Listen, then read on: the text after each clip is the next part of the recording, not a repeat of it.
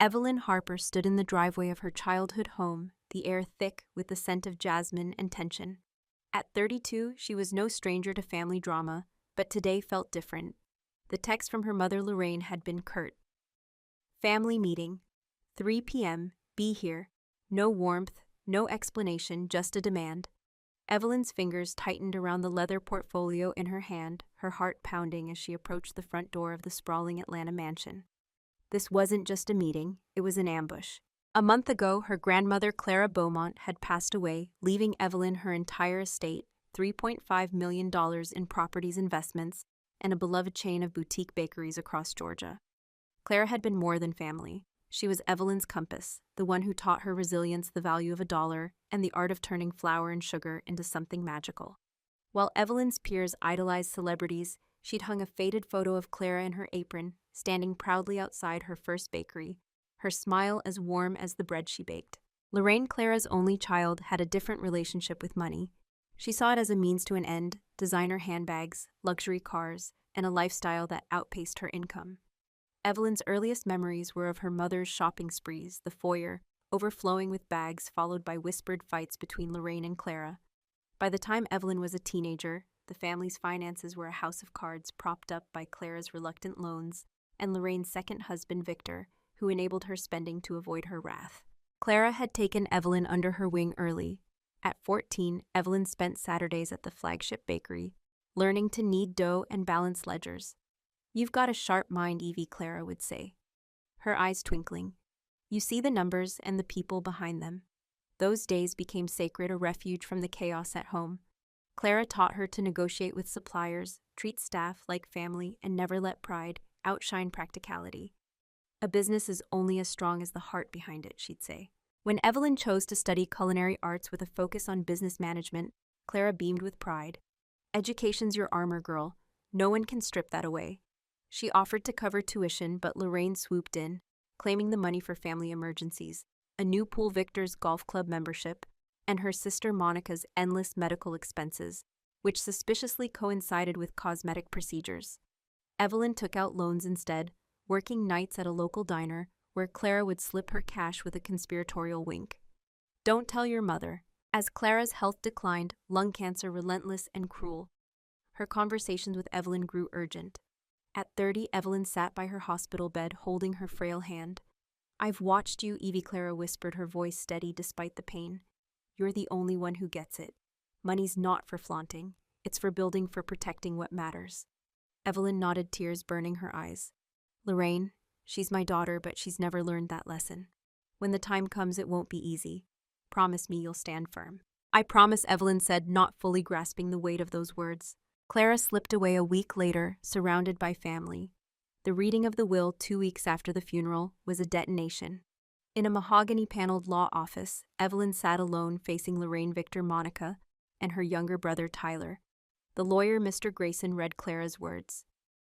"To my granddaughter, Evelyn Marie Harper, I leave the entirety of my estate, including my bakery chain investment portfolios, real estate, and personal effects, with the exception of minor bequests outlined herein." The silence was suffocating.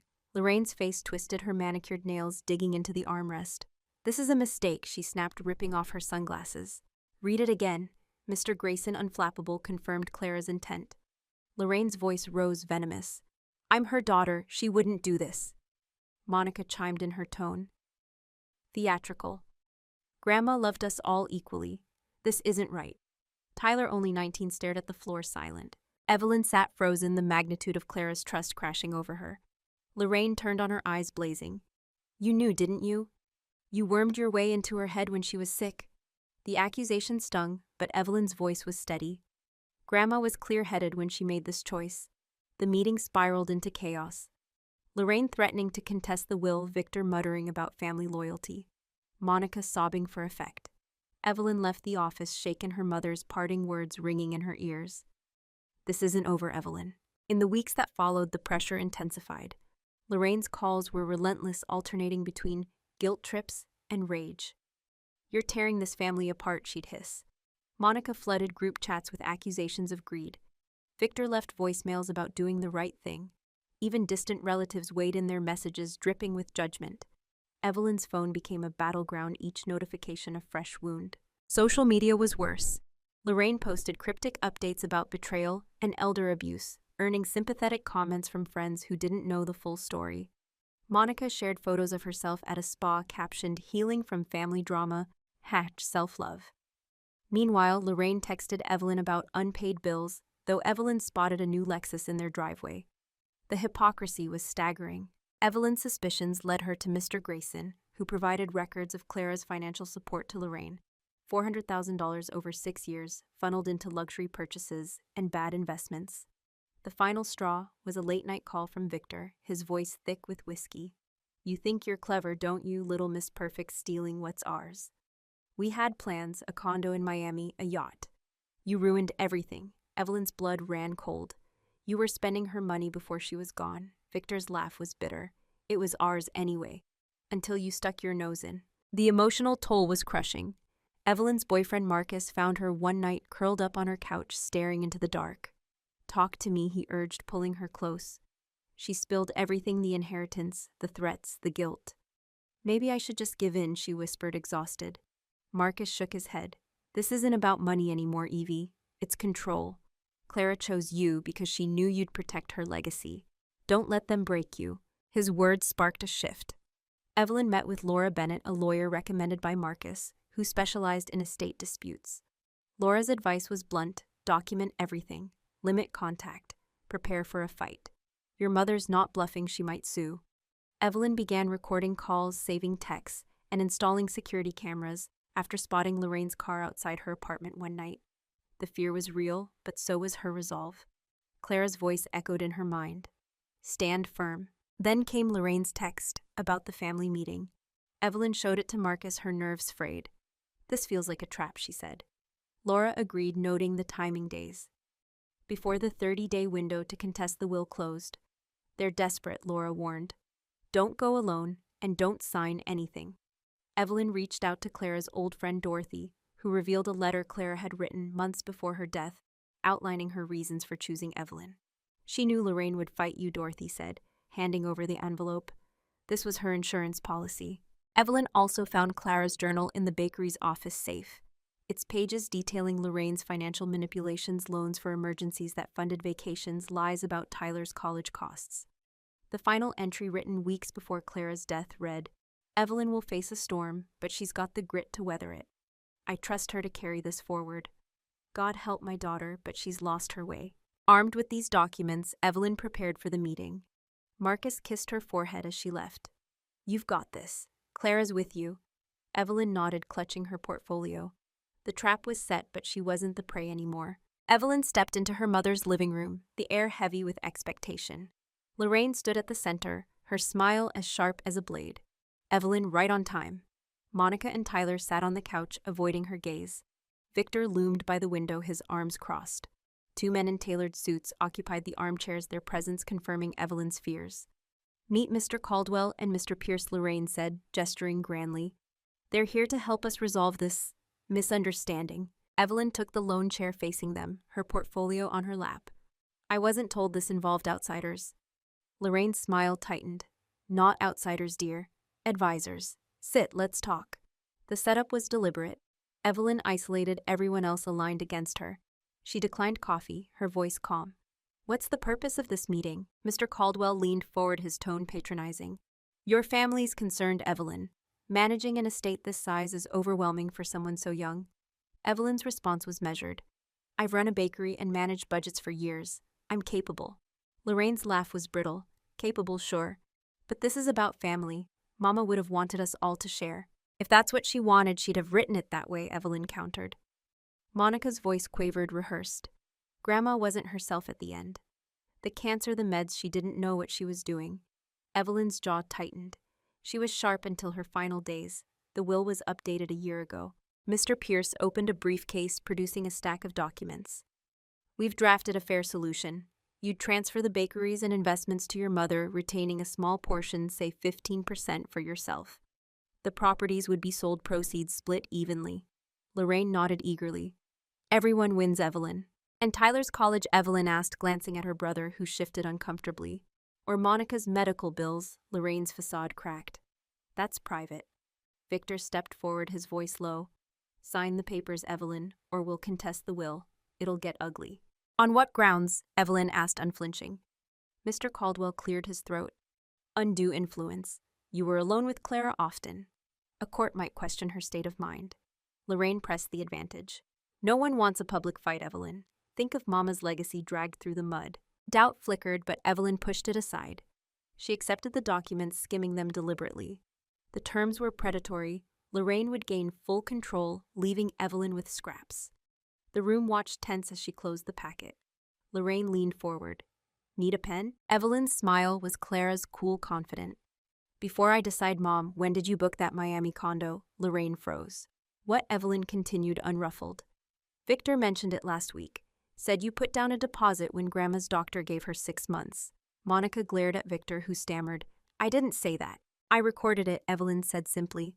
Along with every threat, every lie about financial hardship while you're buying new cars.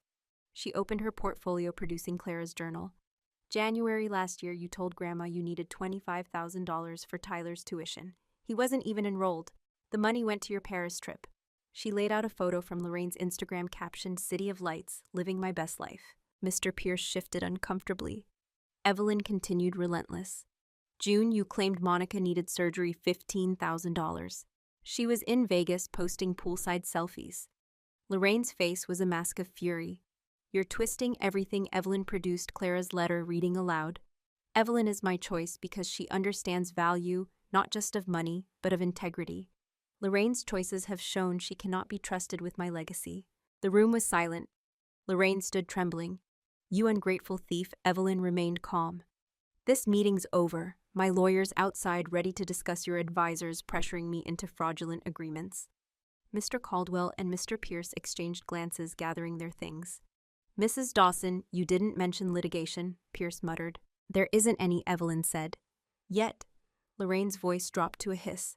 This isn't over. Evelyn handed back the documents. It is. Grandma's wishes stand. As she turned to leave, Tyler stood, his voice shaky but firm. Evelyn, wait. Tyler's words stopped everyone cold. I'm sorry, he said, his eyes on Lorraine. I didn't know about the lies, the money. I thought Evelyn was wrong, but… Mom, you've been using us. Lorraine's face hardened. Sit down, Tyler. He shook his head. No, I'm leaving with Evelyn. Victor lunged forward, but Evelyn held up her phone. This is recorded. Careful what you say. The advisors slipped out, sensing trouble. Evelyn looked at Lorraine, pity mingling with resolve. Goodbye, Mom.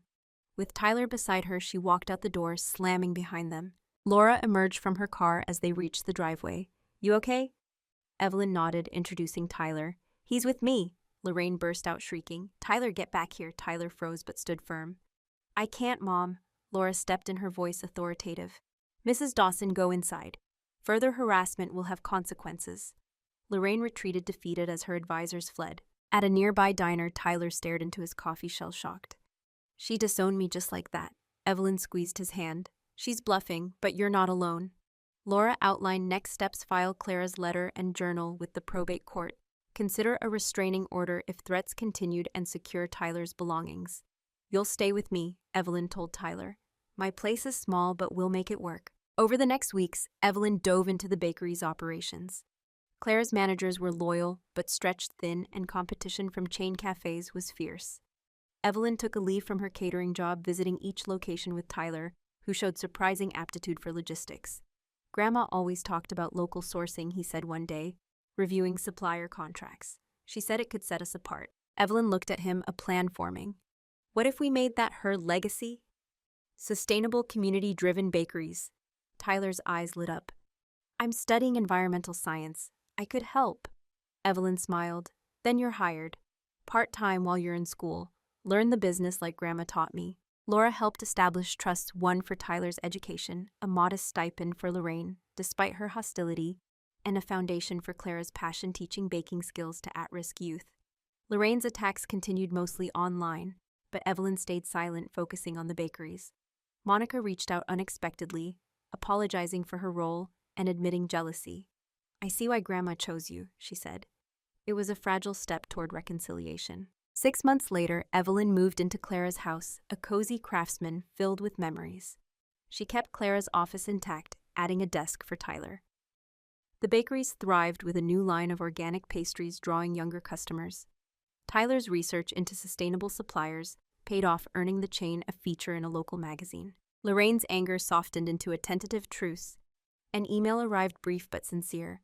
"I've been bitter and it's cost me my kids. Can we talk?" No demands, just talk. Evelyn met her at a quiet bistro Marcus nearby. Lorraine looked worn, her extravagance replaced by simplicity. "I'm in therapy," she admitted. "I'm starting to see what Mama meant about me. I'm sorry, Evelyn. It wasn't a full reconciliation, but it was a start." Lorraine attended the opening of a new bakery, standing quietly in the back, a small but significant gesture. Tyler graduated with honors, ready to join the business full-time. Monica began volunteering at the foundation, inspired to pursue social work. Marcus proposed his ring, a promise of a shared future. Evelyn stood in the bakery's kitchen, kneading dough, as Clara once did, the rhythm grounding her. The past year had tested her limits, but it had also revealed her strength. Clara's journal, tucked in her office, held a final note. "Wealth isn't what you own, Evie. It's what you build, who you lift up. Make it count." "I'm trying, Grandma," Evelyn whispered, smiling. The bakeries were more than a business now. They were a testament to Clara's values, a bridge to heal her family, and a legacy that would outlast them all. Tyler joined her, apron tied, ready for the day's work. "Feels like she's still here," he said, glancing at Clara's photo on the wall. "She is," Evelyn replied, "and we're making her proud." If you're navigating family conflict over money, know that standing firm doesn't mean shutting out love. Boundaries build bridges, not walls. Share your stories below. How have you balanced family and fairness?